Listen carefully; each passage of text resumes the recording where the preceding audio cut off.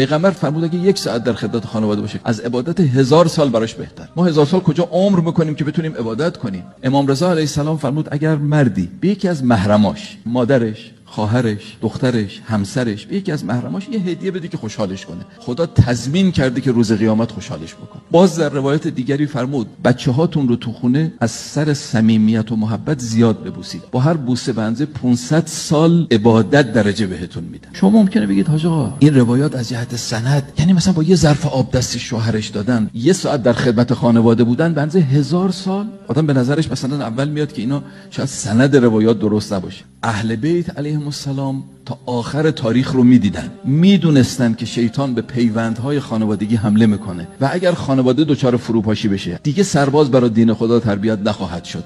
از این جهت ثوابهای بزرگ گذاشتن برای اینکه این پیوندها حفظ بشه. از خدا هم که کم نمیاد که بخواد بده، خدا بی‌نهایت ها پیششه.